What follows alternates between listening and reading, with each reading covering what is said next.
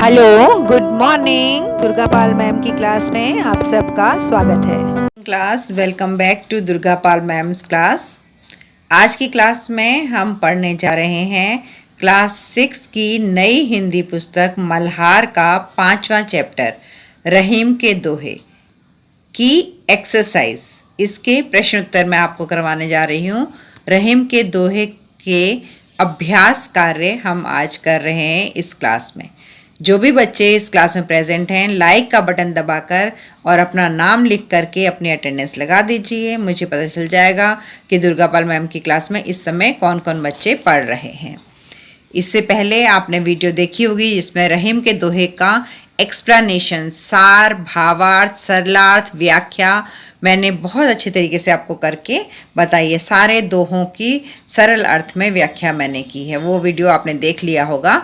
और ये उसके बाद का वीडियो है, उसके का अभ्यास, रहीम के दोहे का अभ्यास, क्लास 6 मल्हार चैप्टर 5 रहीम के दोहे की एक्सरसाइज। तो शुरू करते हैं हम।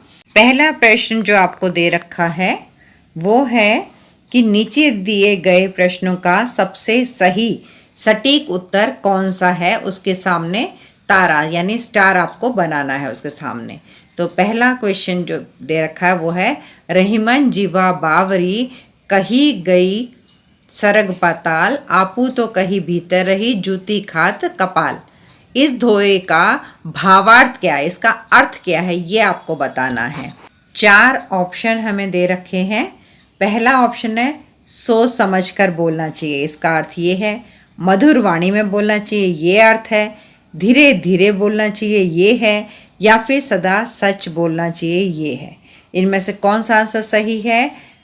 इनमें से पहला आंसर बिल्कुल सही है। हमने बना दिया स्टार उसके आगे, सोच समझकर बोलना चाहिए, ये आंसर बिल्कुल सही है। चलते हैं आगे।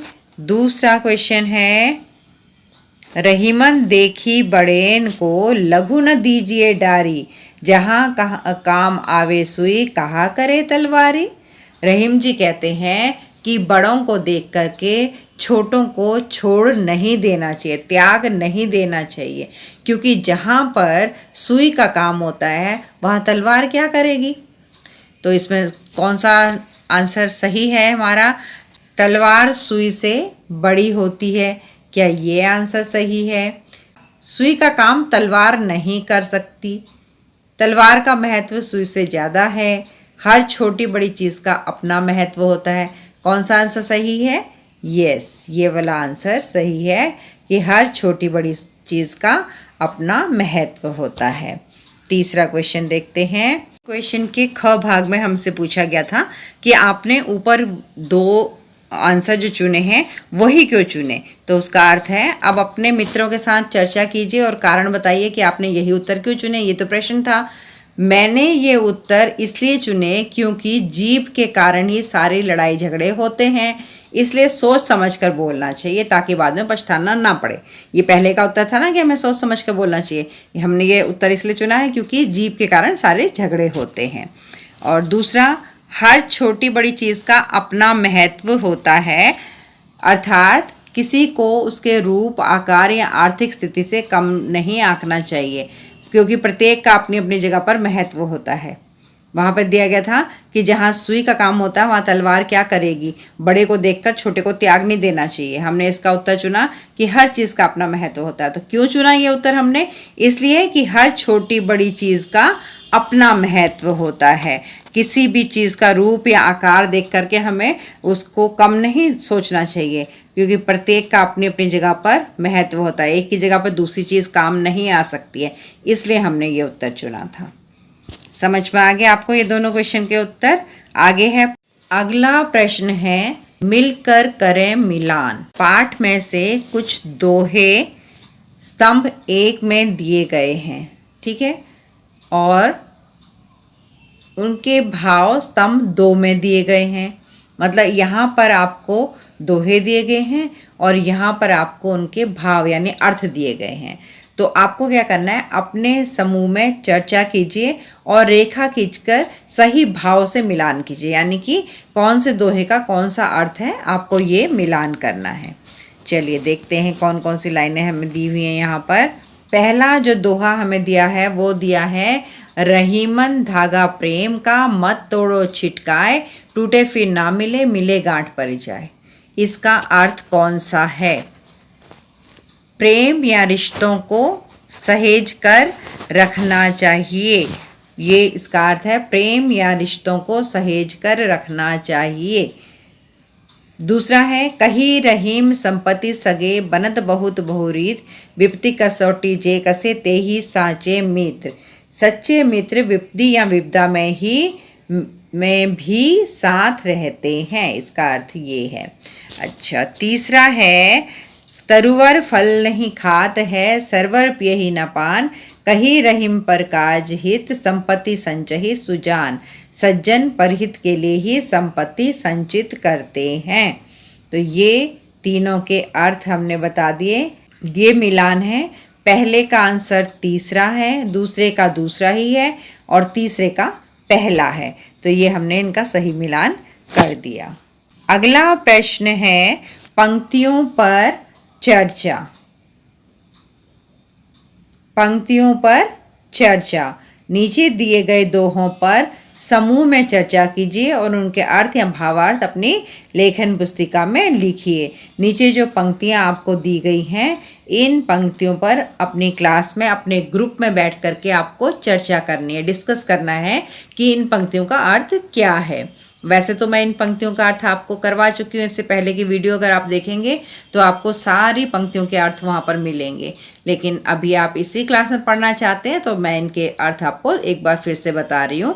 पहली पंक्ति है, रहीमन विपदा हु भली, जो थोड़े दिन होए, हित अनहित या जगत में जानी परत सब कोय। रहीम जी कहते हैं कि थोड़े दिन की जो मुसीबत आती है वो अच्छी होती है। क्यों अच्छी होती है? क्योंकि हित अनहित, कौन हमारे पक्ष में है, कौन हमारे विपक्ष में है, कौन हमारा भला चाहता है, कौन हमारा बुरा चाहता है, ये हमें पता चल जाता है उस विपत्ति में। चलिए इसको हम रिटर्न में भी देख लेते हैं। इन पंक्तियों का अर्थ है, रहीम जी कहते हैं कि थोड़े दिन की विपदा भी भली होती है, जो हमें ये बता देती है कि संसार में कौन हमारा हितैषी यानी भला चाहने वाला है और कौन हमारा अहितैषी यानी बुरा चाहने वाला है। यानी कि कौन हमें मुश्किल के समय सहायता करेगा और कौन नहीं करेगा, इसकी पहचान विपदा, मुश्किल, मुसीबत आने पर ही होती है। अगली पंक्तियां हैं, रहीमन जीवा बावरी, कही गई सरग पताल, आपू तो कहीं भीतर रही, जूती खात का पाल। तो रहीम जी कह रहे हैं कि जीव बिल्कुल बावरी है, पागल है। ये कई बार ऐसा कुछ बोल देती है जिससे बोलने के बाद ये स्वर्ग और नरक जैसा बोल देती है, कई बार बहुत अच्छा और कई बार बहुत बुरा। और इसके बोलने से क्या होता है, आपको तो कहीं भीतर रही, अपना तो मुंह के अंदर चली जाती है, और जूती खात कपाल, जूते हमारे सिर पर पड़ जाते हैं। अगला क्वेश्चन है, सोच विचार के लिए। सोच विचार के लिए दोहों को एक बार फिर से पढ़िए और निम्नलिखित के बारे में पता लगाकर अपनी लेखन पुस्तिका में लिखिए। कौन से दोहे को फिर से पढ़ना हमने? रहीमन धागा प्रेम का, मत तोड़ो छिटकाए, यहाँ लिखा हुआ छिटकाए, टूटे फिर ना मिले, मिले गांठ परी जाए।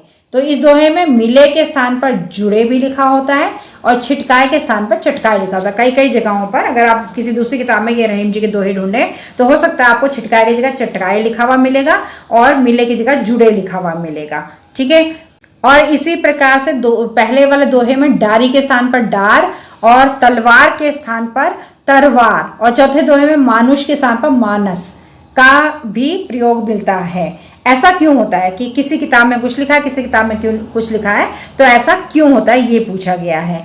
तो डारी के स्थान पर डार, तलवारी के स्थान पर तलवार और मानुष के स्थान पर मानस आदि शब्दों का प्रयोग थोड़ी सी दूरी पर हमारी बोली बदल जाती है। आपको पता है ना, 10 कोस पे वाणी बदले 20 कोस पर पानी, ये कहा गया ना कि हमारे देश में ऐसा प्रचलन है कि थोड़ी थोड़ी जगहों पर पानी का भी टेस्ट बदल जाता है और हमारी जुबान का भी बोलने का तरीका भी बदल जाता है। तो ये ऐसा इसीलिए हुआ है, एक किताब में कुछ और एक किताब में कुछ और इसलिए लिखा हुआ है कि हर जगह पर लोगों के बोलने का तरीका अलग होता है। अगला क्वेश्चन है ख, इस दोहे में प्रेम के उदाहरण में धागे का ही प्रयोग क्यों किया गया है?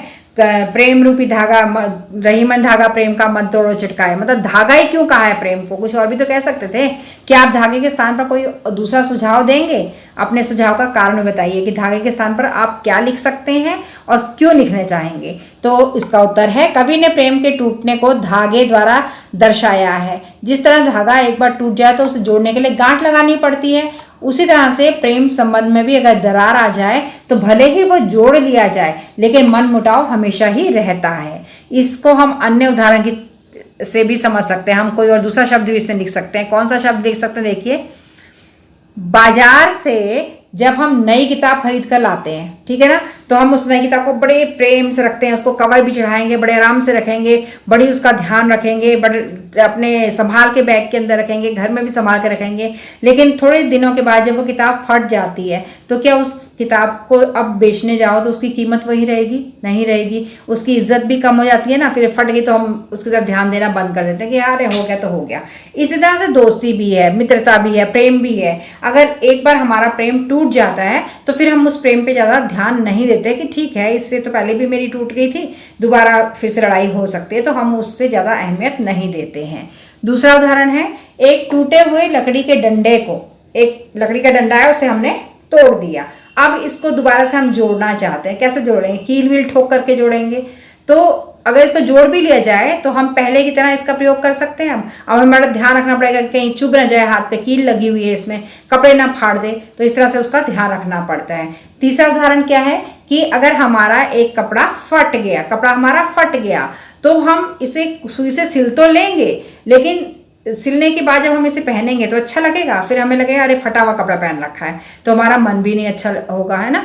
तो इसी तरह से हमारा प्रेम भी है कि अगर एक बार वो टूट जाए तो फिर वो प्रेम पहले के जैसा नहीं रहता है। क्वेश्चन नंबर 2 है, तरुवर फल नहीं खात है, सरवर पिए न पान, कही रहीम पर काजित संपत्ति संचयी सुजान। इस दोहे में प्रकृति के माध्यम से, प्रकृति है ना, पेड़ है, सरोवर है, ये दोनों चीजें प्रकृति है। प्रकृति क्या होती है? प्रकृति होती है जो चीज भगवान जी ने बनाई है, जो चीज हम नहीं बना सकते हैं उसको हम प्रकृति कहते हैं। जैसे पेड़ हम नहीं बनाते हैं ना, हम बीज डालते हैं, पेड़ उगता है, लेकिन बीज को हम थोड़ी मैन्युफैक्चर करते हैं, घर में कुकर में सीटी लगा के बीज थोड़ी पकाया जाता है। बीज तो अपने आप ही भगवान जी ने पैदा कर रखे हैं, तो ये प्रकृति है। सरोवर है, सरोवर क्या हम बना सकते हैं? तो भगवान जी की बनाई हुई चीजें उन्हें प्रकृति कहते हैं। प्रकृति के माध्यम से इस दोहे में मनुष्य की किस मानवीय गुण की बात कही गई है? कौन सा इंसान का गुण है जो प्रकृति में डाला गया है? प्रकृति से हम और क्या क्या सीख सकते हैं? 2 क्वेश्चन है इसके अंदर। पहला तो ये, प्रकृति के माध्यम से इस दोहे में मनुष्य के इस मानवीय गुण की बात कही गई है कि जैसे पेड़ अपने फल खुद नहीं खाता है, सरोवर अपना पानी नहीं पीता है, उसी तरह से जो सज्जन लोग होते हैं, अच्छे लोग होते हैं, वो अपना पैसा बचा कर रखते हैं कि बुरे समय में हमारे भी काम आएगा और किसी दूसरे जरूरतमंद की भलाई के काम भी आएगा। तो ये प्रकृति से करवाया गया जो मनुष्य का गुण है, पैसों को बचा के रखना और दूसरों की मदद करना। तो प्रकृति ने भी यही काम किया है। दूसरा है कि और क्या क्या हम प्रकृति से सीख सकते हैं? तो प्रकृति से तो हम बहुत कुछ सीख सकते हैं। देखिए यहाँ नंबर वाइज लिखा हुआ क्या क्या सीख सकते हैं।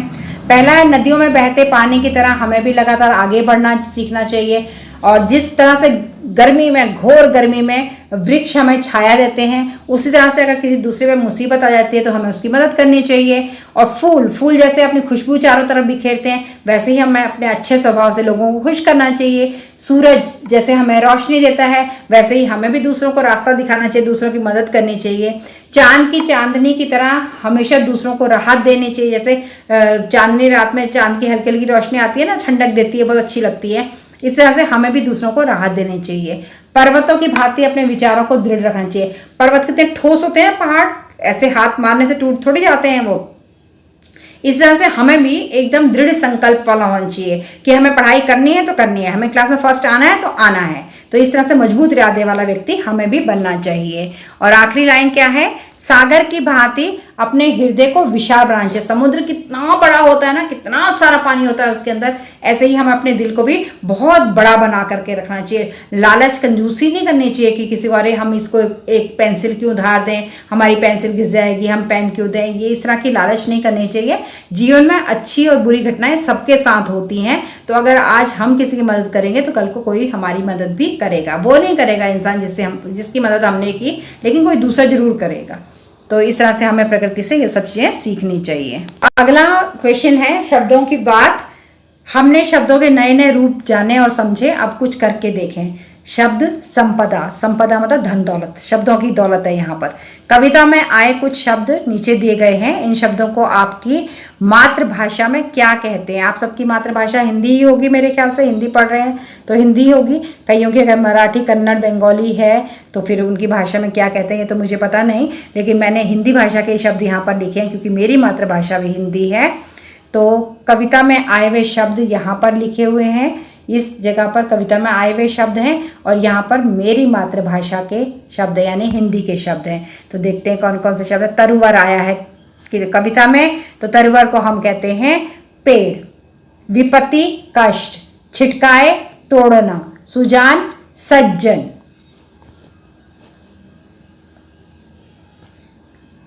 सरवर तालाब, सांचे सच्चे, कपाल दिमाग यानी सिर। तो ये हैं हमारे समानार्थी शब्द। आगे चलते हैं। शब्द एक, अर्थ अनेक। एक शब्द के अनेक अर्थ, ठीक है। तो यहाँ पर हमें ये एक पैराग्राफ दे रखा है। रहीमन पानी राखिए, बिन पानी सब सून, पानी गए ना उभरे मोती मानुष चून। इस दोहे में पानी शब्द के 3 अर्थ हैं। पहला अर्थ है सम्मान, दूसरा है जल, तीसरा है चमक। ये 3 शब्द हैं। इसी प्रकार कुछ शब्द नीचे दिए गए हैं, आप भी इन शब्दों के 3-3 अर्थ बताइए। कुछ शब्द दिए हैं आपको इनके 3-3 अर्थ बताने हैं।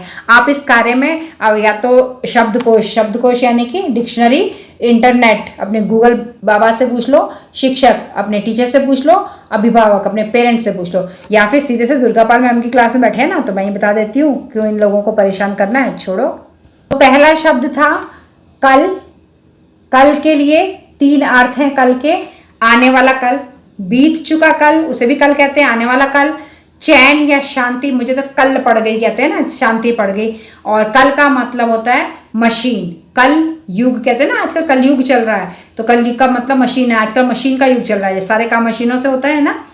अगला जो शब्द देखा है मैं पत्र, तो पत्र के 3 अर्थ हैं। पत्ता, पेड़ का पत्ता, चिट्ठी जो लेटर लिखते हैं हम, और दल, दल का मतलब है एक समूह, ग्रुप, उसे भी पत्र कहते हैं। अगला जो शब्द दिया हुआ है वो है कर। कर का मतलब होता है हाथ, टैक्स, या फिर कर मतलब किरण, जैसे सूरज की किरणें आती हैं, चांद की किरणें आती हैं, उन्हें कर भी कहते हैं, किरण। अगला शब्द है फल। फल का अर्थ होता है परिणाम। आपका जो रिजल्ट निकलता है उसे कहते हैं परिणाम, क्या फल निकला इस बात का। और एक खाने वाला फल जो होता है, कोई भी फल, उसको भी फल कहते हैं। और एक होता है हल के आगे, हल चलाते हैं ना, जो खेतों में हल जोता जाता है, बैल जिसको चलाते हैं, उसके आगे वाले हिस्से को भी फल कहते हैं। चलिए, तो अगला प्रश्न है आपकी बात। रहीमन देखी बड़ेन को लघु न दीजिए डारी, जहाँ काम आवे सुई कहा करे तलवारी। इस दोहे का भाव है ना कोई बड़ा है ना कोई छोटा है, सबके अपने अपने काम है, सबकी अपनी अपनी उपयोगिता और महत्ता है। चाहे हाथी हो या चींटी, तलवार हो या सुई, सबके अपने अपने आकार प्रकार हैं और सबकी अपनी अपनी उपयोगिता और महत्व है। सिलाई का काम सुई से नहीं किया जा सकता और तलवार से का काम सुई से नहीं किया जा सकता और सुई का काम तलवार से नहीं किया जा सकता। सुई जोड़ने का काम करती है, तलवार काटने का काम करती है। कोई वस्तु हो या व्यक्ति, छोटा हो या बड़ा, सबका सम्मान करना चाहिए।